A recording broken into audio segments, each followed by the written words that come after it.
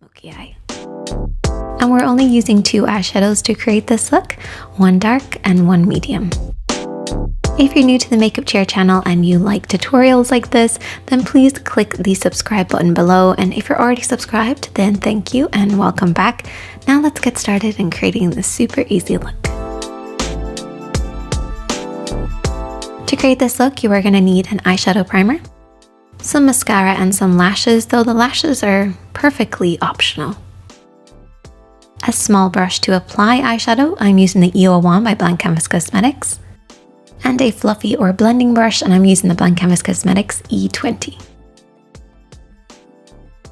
And of course, 2 eyeshadows, and I'm using a deep green with a beautiful metallic finish, and then a medium matte shade. This should be at least 1 shade darker than your skin tone, and if you're struggling to find one, you can always use your contour or your bronzer, depending on the type of green that you're using. I'm going for more of a peachy sort of beige shade because I feel like peaches work so great with greens.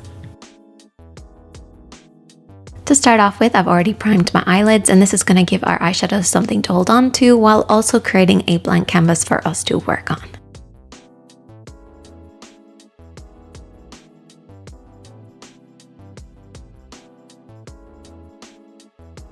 And we're actually going to start off using the green shade. And what I'm going to do is really kind of buff and blend this into the lash line.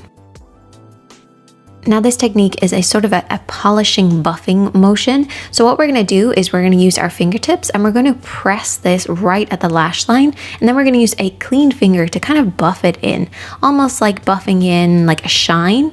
It's sort of that kind of buffing motion to really adhere the shadow to the lids. Now this is just an alternative to using an eyeliner pencil as a base.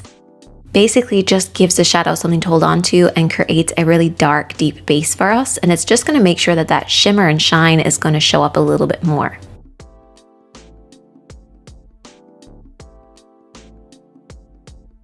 So I'm just using my 2 fingers to apply and buff, and I'm not going up past the center point of the lid. So keep this on the lower half of the lid.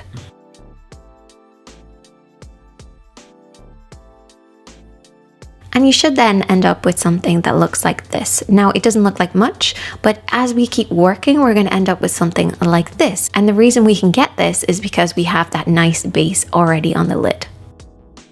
Now we're going to move on to our brushes. I'm going to take that small E01 by Blank Canvas Cosmetics, and I'm going to take that green shade again. Now what we like to do here on the makeup chair is we like to take the E01 and we like to press it down to create a fan shape, and this is just going to give us lots of control.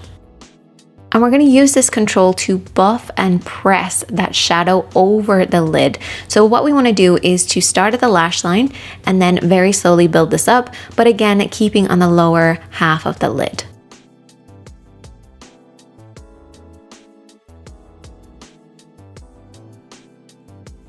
And you should end up with something that looks like this, but take your time with it and really make sure you're getting those beautiful green shades to show up.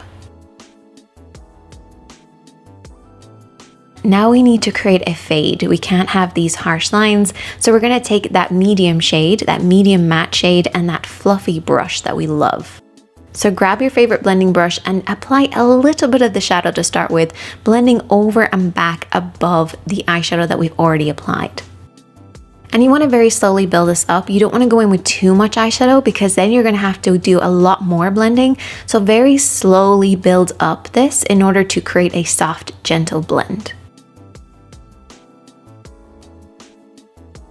And you're just working over and back, and don't worry if you have to end up going over the green because you can always go in with a little bit more of the eyeshadow once you have that soft blend and just apply a little bit more of the green to make sure it pops. And then went in with lots of mascara and some falsies. And there you go, a super easy look using 2 eyeshadows. If you want, you can check back in my next video. I'm going to show you how you can add a few more steps to create more of a glittery finish. But I hope you enjoyed this one. If you did, then please give it a thumbs up and let me know other combinations of colors that you want to try, or your favorites, or something that you might be a little scared of. And I'll try and create a nice little combination that makes it a little easier.